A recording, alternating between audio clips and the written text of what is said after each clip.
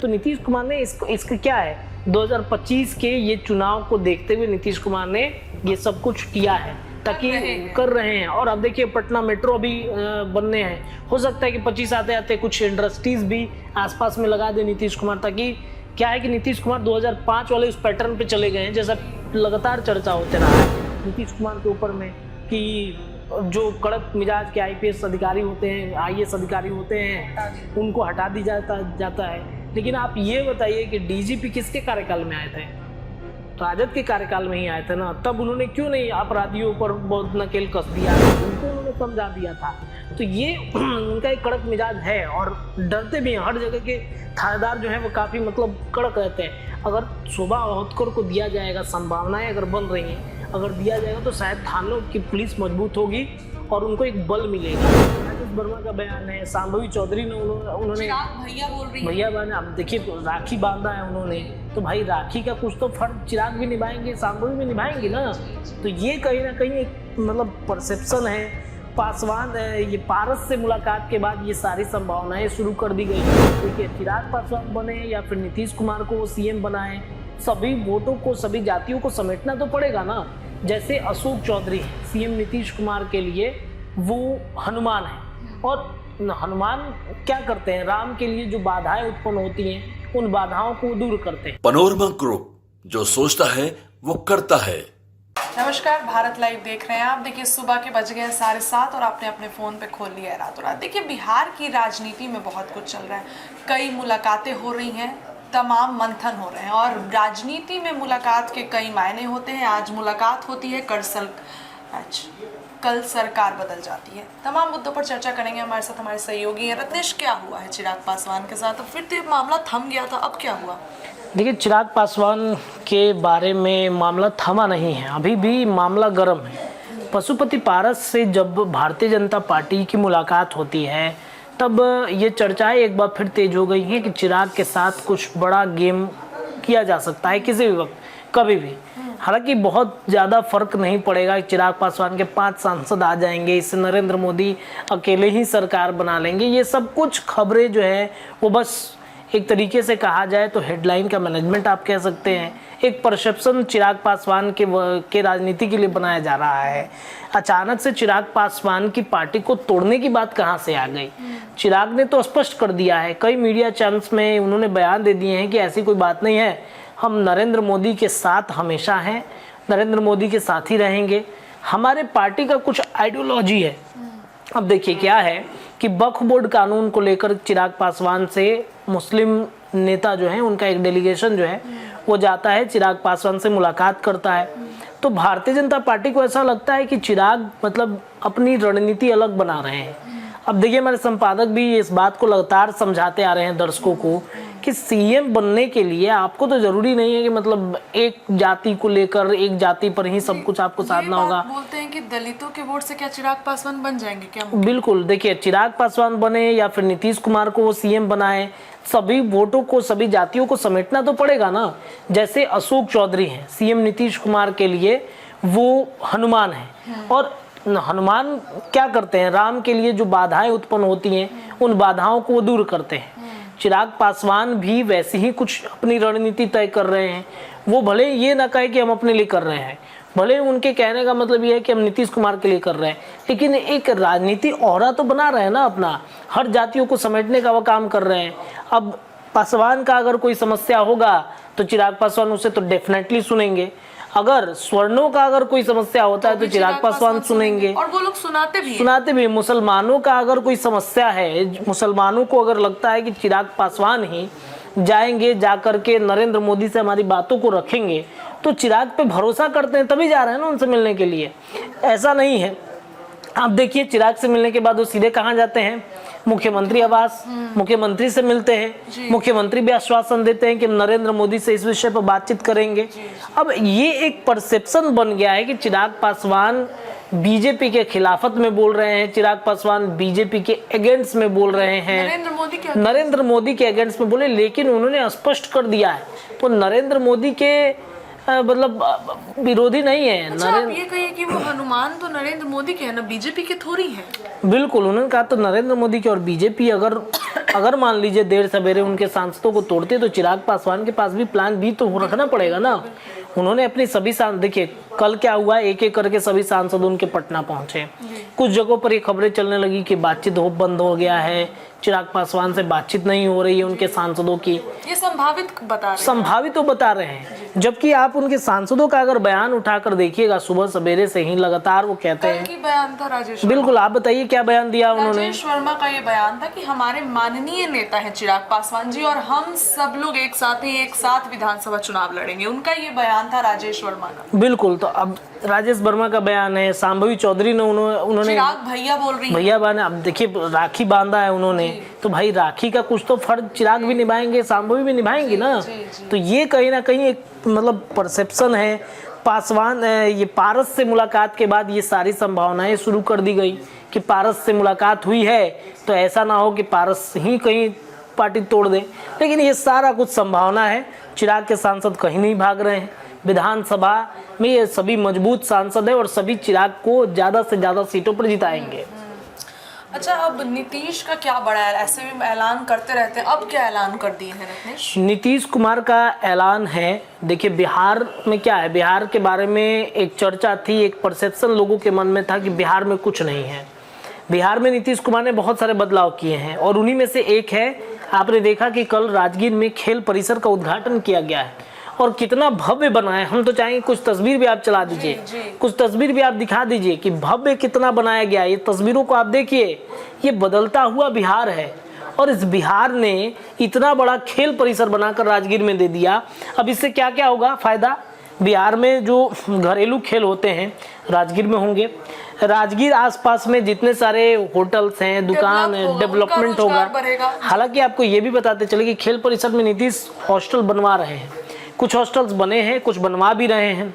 अच्छा, एक सवाल, ये पूरा स्पोर्ट्स कॉम्प्लेक्स ही है? पूरा स्पोर्ट्स कॉम्प्लेक्स है। उसमें सिर्फ आप ये मत सोचिएगा कि क्रिकेट स्टेडियम है, वहाँ पर बैडमिंटन खेलने के लिए भी है, वहाँ पे स्विमिंग के लिए भी है, वहाँ फुटबॉल के लिए भी है। हर एक खेल, जिसे आप देखिए ओलंपिक में जो खेल होता है ना, वो सभी खेल का नीतीश कुमार ने व्यवस्था कर दिया है।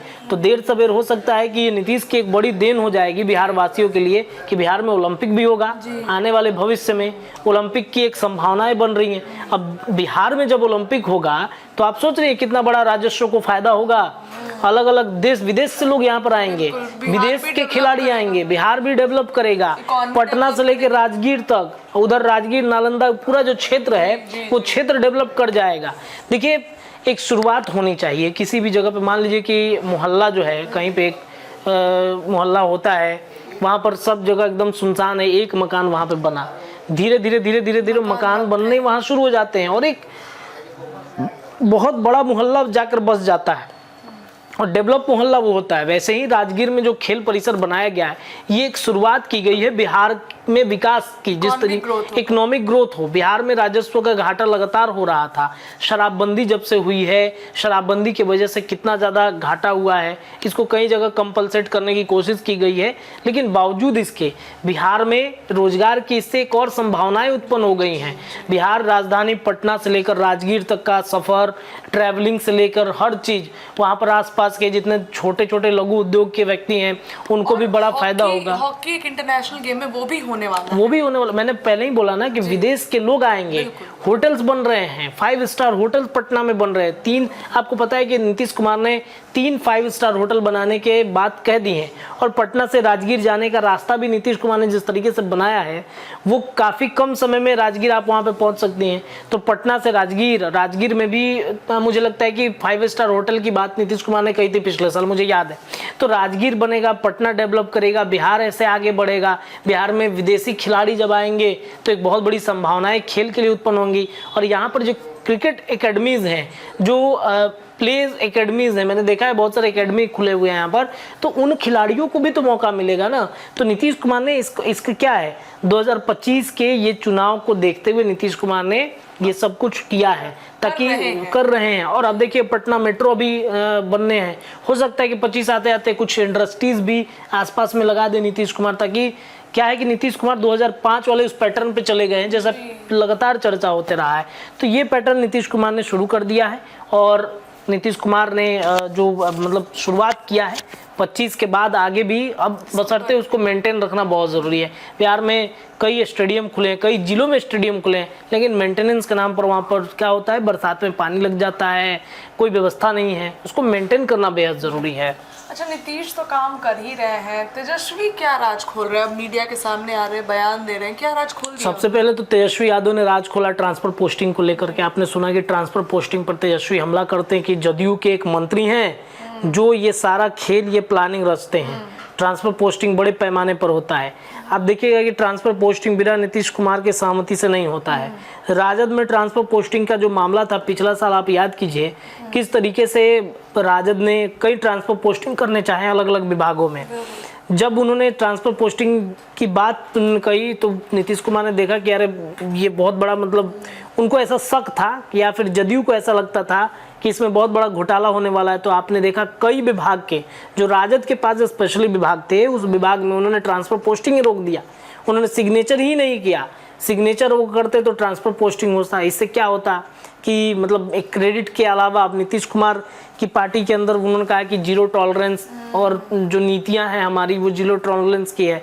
तो राजद में एक आरोप लगातार नीतीश भी लगाते रहे हैं, भारतीय जनता पार्टी भी जायसवाल अभी तक लगाते हैं कि भ्रष्टाचार के वो मतलब भ्रष्टाचारी हैं, भ्रष्टाचार में लिप्त रहते हैं। तो वो आरोप ऐसा ना लगे कि हो सकता है कि मान के चलिए कि अगर नीतीश कुमार के राज में अगर आरजेडी के कई मंत्री अगर ट्रांसफर पोस्टिंग कर भी देते हैं, कल हो ना हो कहीं उनके पर आरोप लगने लगे। सरकार में तो आप भी थे, आपके मिली भगत से ही हुआ है, बिना आपकी सहमति से नहीं हुआ है। ये संकट बीजेपी के विधायकों के साथ भी, बीजेपी के मंत्रियों के साथ भी है। बीजेपी के भी कई मंत्री चाहते हैं कि हम अपने विभाग में ट्रांसफर पोस्टिंग करें, लेकिन नीतीश कुमार नहीं करने देते हैं। कई जगह कई विभागों में समस्याएं हैं, आज भी वो समस्याएं हैं। आज भी मंत्री चाहते हैं कि ट्रांसफर पोस्टिंग किया जाए, लेकिन बिना नीतीश कुमार के सहमति के नहीं हो सकता है। नीतीश देखते हैं कि इस विभाग में अगर ट्रांसफर पोस्टिंग करना है तभी होगा, वरना नहीं होगा। तो ये आरोप तेजस्वी यादव के द्वारा लगाया गया। उसके अलावा डीजीपी का जो ट्रांसफर हुआ है उस पर भी उन्होंने एक बड़ा आरोप लगा दिया नीतीश कुमार के ऊपर में कि जो कड़क मिजाज के आईपीएस अधिकारी होते हैं, आईएएस अधिकारी होते हैं, उनको हटा दी जाता है। लेकिन आप ये बताइए कि डीजीपी किसके कार्यकाल में आए थे? राजद के कार्यकाल में ही आए थे ना। तब उन्होंने क्यों नहीं अपराधियों पर बहुत नकेल कस दिया? तब उन्होंने क्यों ये कर दिया? जब इतने ही डीजीपी अच्छे थे, जब आप इतने ही अच्छे डीजीपी को बता रहे हैं, तो क्यों आप एक स्टेटमेंट था कि अपराधियों को के हम पीछे भागेंगे या दौड़ा के पकड़ेंगे। हाँ, तो इस स्टेटमेंट पे भी तो वो नहीं अमल उतर रहे हैं। बिल्कुल, अपराधी खुद ही इनके पुलिसकर्मियों को दौड़ा रहे थे। इनके राज में कई पुलिसकर्मी जो होनहार पुलिसकर्मी थे, जो माफियाओं से लड़ बैठे थे, उनकी हत्याएं होगी। क्या किया इन्होंने? डीजीपी स्पष्ट था कि अब सरकार में वो फिसड्डी हो चुके थे। सीआईएसएफ का डीजी अब डीजी सीआईएसएफ का बनाया गया है। ये फिसड्डी हो चुके थे पूर्ण रूप से। इनको हटाना बेहद जरूरी था, क्योंकि इनके राज में जो जिलों के थाने होते हैं, प्रखंड के जो थाने होते हैं, उनमें भ्रष्टाचार बहुत ज़्यादा बढ़ गया था। उनके थानेदार यहाँ तक कि भ्रष्ट हो गए हैं। अब जरूरत है नीतीश कुमार को, अगर अपराध बढ़ रहा है तो अपराध का ग्राफ गिराने के लिए नीतीश कुमार को एक कड़क डीजीपी को बुलाना होगा। थानों पर पकड़ मजबूत रखनी होगी। ऐसा कीजिए कि बालू माफिया डरे आपसे। यहाँ तो बालू माफिया खनन का अपराध बहुत बिल्कुल, बालू माफिया डरते ही नहीं थे। शराब माफिया के पीछे अगर पुलिसकर्मी पड़ गए तो उनकी हत्या तय है। बालू माफिया को अगर आप रोकने जाइएगा तो उनकी हत्या तय है। तो पुलिस क्यों जाएंगे पकड़ने के लिए उनको? क्यों मतलब अपने जान गंवाएंगे? अच्छा रत्नेश, डीजीपी की तो छुट्टी हो गई, अब 3 नामों की एक और चर्चा मैं यहाँ शामिल करूंगी। 3 नामों की चर्चा हो रही है। बिल्कुल कौन बिल्कुल से नाम है वो आप दर्शक? देखिए, आलोक राज है, उनका नाम चल रहा है। शोभा ओतकर है, उनका नाम चल रहा है। एक और व्यक्ति हैं, उनका नाम विनय राज, उनका भी खूब नाम चल रहा है। हालांकि अगर इस रेस में सबसे ज्यादा देखा जाए तो सीनियर में आलोक राज हैं, उसके बाद शोभा ओतकर आती हैं। लेकिन यहाँ पर क्या है कि शोभा ओतकर को अगर बनाया जाता है तो यहाँ पे मतलब नीतीश कुमार के लिए भी और एक परसेप्शन बन जाएगा कि जो महिला को हम आगे करते हैं, महिलाओं को आगे बढ़ाते हैं, उसमें नीतीश कुमार सफल होते हुए दिख रहे हैं। तो शोभा ओतकर को संभावना है कि बन सकती हैं। पिछले बार भी डीजीपी के लिस्ट में टॉप पर चल रही थी, इस बार भी ये टॉप पर चल रही हैं। इससे नीतीश कुमार को एक बड़ा फायदा होगा कि महिलाओं को हमने हर क्षेत्र में आगे बढ़ाया है, तो इस क्षेत्र में भी। और मुझे लगता है कि अगर डीजीपी शोभा ओतकर बनी तो शायद चूंकि मैंने देखा है उनका जो बहुत कड़क मिजाज की विश्वेश्वर, लेडी सिंह बिल्कुल विश्वेश्वरैया भवन में आग लगा था, तो उस समय हम गए थे वहाँ पर रिपोर्टिंग कर रहे थे, तो हमने उनका रुतबा देखा था। बड़े बड़े मतलब अधिकारी मतलब आकर मतलब बहुत उनको उन्होंने हड़काया था, उनको डांट दिया था, उनको उन्होंने समझा दिया था। तो ये उनका एक कड़क मिजाज है और डरते भी हैं। हर जगह के थानेदार जो हैं वो काफ़ी मतलब कड़क रहते हैं। अगर शोभा होतकर को दिया जाएगा, संभावनाएं अगर बन रही हैं, अगर दिया जाएगा तो शायद थानों की पुलिस मजबूत होगी और उनको एक बल मिलेगा, और बल मिलने के साथ साथ एक मतलब होता है अपराध का ग्राफ गिरेगा। ये कहीं ना कहीं एक संभावनाएं बन सकती हैं। इस लिस्ट में ये लोग हैं।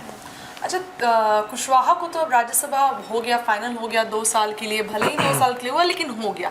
क्या हो गया, फिर से उनको झटका लग गया है, क्या हो गया? देखिए, उपेंद्र कुशवाहा को तो झटका राज्यसभा भेजे जाने के बाद ही लग गया था, जब 2 साल के टर्म के बारे में कहा जा रहा था कि 2 साल का ही टर्म दिया गया है। हालांकि उपेंद्र कुशवाहा ने इसे स्वीकार कर लिया खुशी खुशी। हमने पूछा भी कि सर 2 साल का टेन्योर है, तो उन्होंने कहा कि ये सब सवाल ही पैदा नहीं होता है, मुझे एनडीए गठबंधन को मजबूत करना है। और वो भी जानते हैं कि 2025 में एनडीए में रह के ही हम अपने विधायकों को मतलब अपने पार्टी में विधायकों को जिता सकते हैं। उनका सिर्फ और सिर्फ अब एक मकसद रह गया है। हमने कई लोगों से बातचीत की उपेंद्र कुशवाहा की पार्टी में, तो वो उनका सिर्फ एक ही मकसद है कि अब विधायक हमारे पार्टी के बनने चाहिए। कब तक बिना विधायकों की पार्टी हमारी रहेगी? विधायक तो बनने चाहिए हमारी पार्टी। कभी हम मतलब वो भी कहीं ना कहीं इस बात को लेकर के ये मन में उनके चल रहा था कि बार बार पाला बदलने से या फिर बार बार इधर से उधर जाने से, नाराजगी की वजह से उनको काफ़ी ज़्यादा नुकसान होता है, और इस वजह से उनके विधायक नहीं बन पाते हैं। बनते भी हैं तो वो उनको तोड़ लिया जाता है या फिर वो इधर उधर उनको खींच लिया जाता है। तो उन्होंने स्पष्ट कर दिया है कि इस बार एनडीए में रह के ही हम अपने विधायकों को बनाएंगे, और एनडीए में वो जानते हैं कि 2025 में बिना एनडीए के ये सब कुछ संभव नहीं हो सकता है।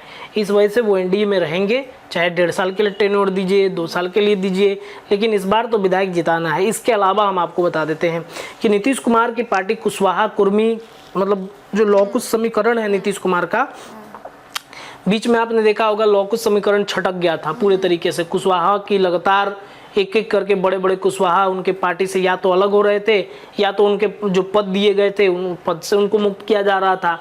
ऐसे में कुशवाहा में बड़ी नाराजगी उनको देखने को मिली थी, और फिर नीतीश कुमार ने इस पैटर्न को समझा, फिर से वो अपने कोर वोट बैंक को लाने की लगातार कोशिश कर रहे हैं।